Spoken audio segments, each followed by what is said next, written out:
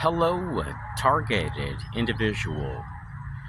If you are impacted by a direct domestic surveillance program, chances are you have gone to like police, sheriffs, federal agencies, politicians, and you're not helped. And there's a reason why your police reports are redacted. They have to conceal the truth by law, because the truth is a matter of national security. So there are people which are targeted nationwide. They're being harassed in stores, churches, in some cases gas stations, airplanes, airports, where they socialize, where they eat, while they're in a line. And this may occur systematically for many years. And you're perhaps wondering, what are these people's intentions? Well, the intentions of these perpetrators is to make you sick. So what they do is they outsource this stuff to veterans, to 8A business vendors, and they are families doing this. There are even nonprofits, NGOs, corporations, sheriff's associations, like select partners. I don't want you to think it's like they're coming at you as an entire group, but there are cases where the target is confronted by large groups of people.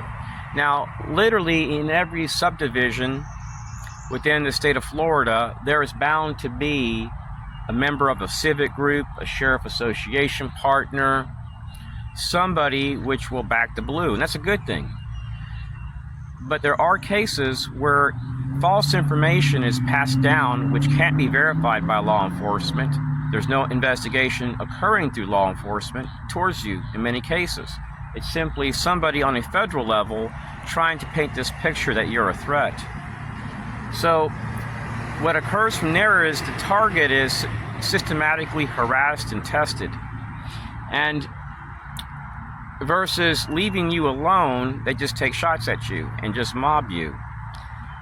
These programs are known by some people as unacknowledged special access programs, and they are people within FEMA. It's a small amount which know about these activities and have turned a blind eye to it. In Texas, I was harassed in stores by Femas Citizens Corps programs. And it wasn't just them, it was other interagency partners. And they would show up at stores upon arrival. And I started documenting this in my early 20s, and it was first with a group called InfraGuard.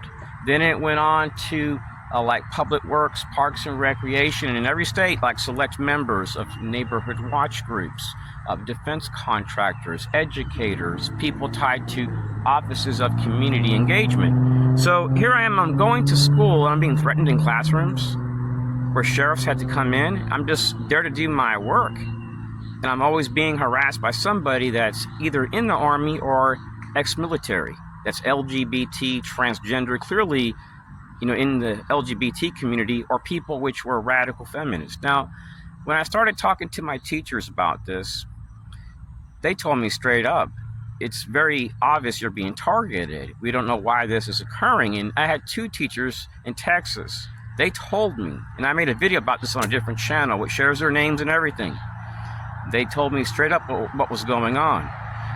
According to my last teacher in Austin, Texas, FEMA and the United States Army has stated that I was a terror threat. So I did a Privacy Act request with FEMA.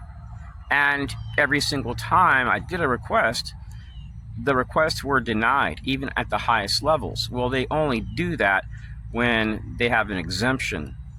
So they obviously did something. And I did a request with the Central Intelligence Agency. As a matter of fact, I reached out to them, to their Inspector General, not long ago.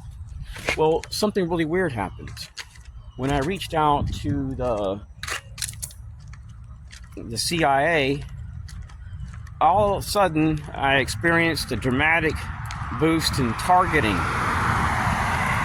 And when I reached out to the Inspector General 2 years later, actually a little over 2.5 years, my targeting increased a little bit. Then it toned down.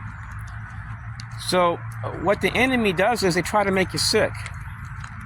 See, gang stalking isn't about dealing with national security threats, It's not about promoting public safety or national security.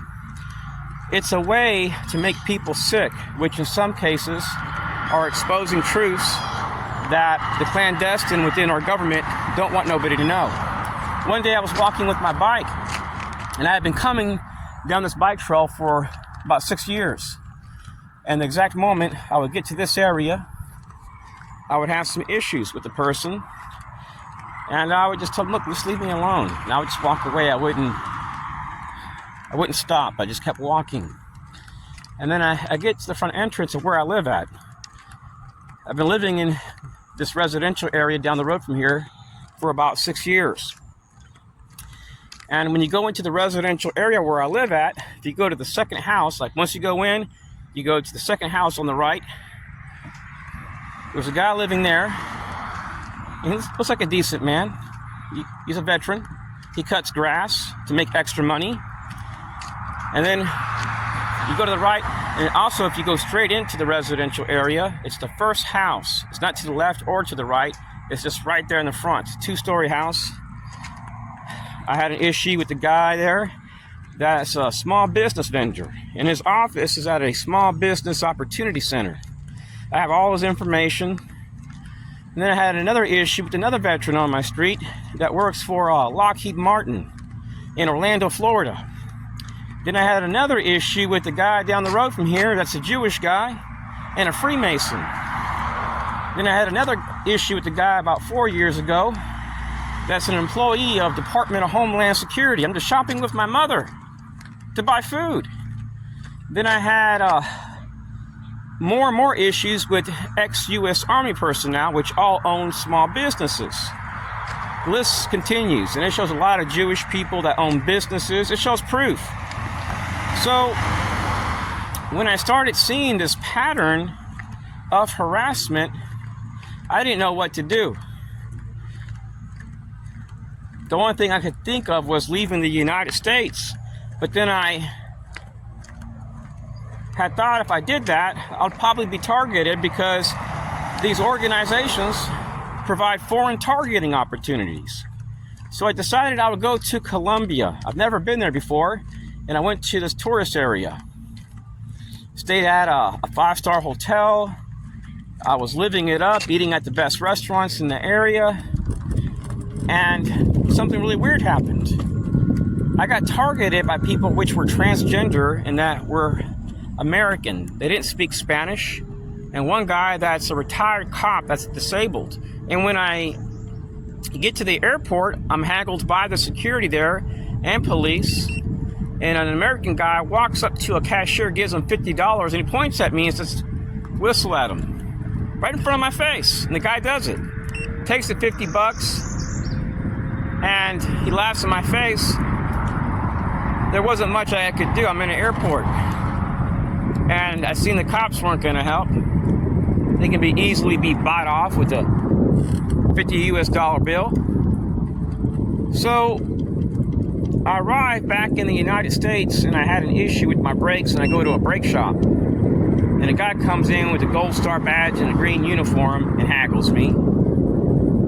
And I found out from the guy working there that he actually was told by this deputy that when he finished and gave me my keys, that he would like him to whistle close to my face.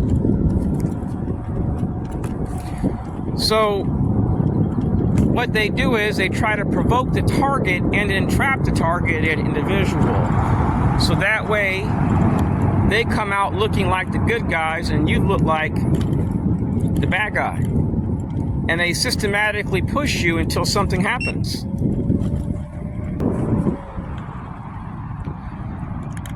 So one day I exited the residential area where I live at, and I noticed this guy cuts grass. He's an older man. I think his name is Bill. He lives about, I would say, about 120 yards outside of the residential area where I live at. He lives across the street to the right. And anytime I would pass by there on my e-scooter on the sidewalk, he would exit his house wearing a blue shirt. So I started using a stingray detection app. I started keeping tabs on those which were targeting me. And I found found that those which were targeting me were utilizing local veterans which cut grass. They could just be an 8A business vendor. To heal from all the mobbing and harassment, I have made efforts to get away from my harassers by going out of the county to walk.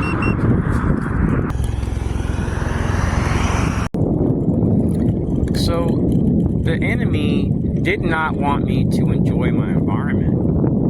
And there were times that they would harass me while I arrived at a place. Sometimes it could happen right when I was about to pay for the bill, or when I was halfway through a margarita, or when I was finished with my food. It could happen sometimes right as I was exiting or getting back to my car. Sometimes they would park in proximity to my car as a group and arrive as I did and leave as I did and never exit the car. They would use military families that were contracted out, that typically had a top secret clearance. And they typically would utilize females. They would operate as a group. And one day I had one that she said up front, she says, "Look, this is real stupid what we're doing." And I'm like, "What do you mean?" These people here, they're not here to protect the public. They're just here to harass you. That's it.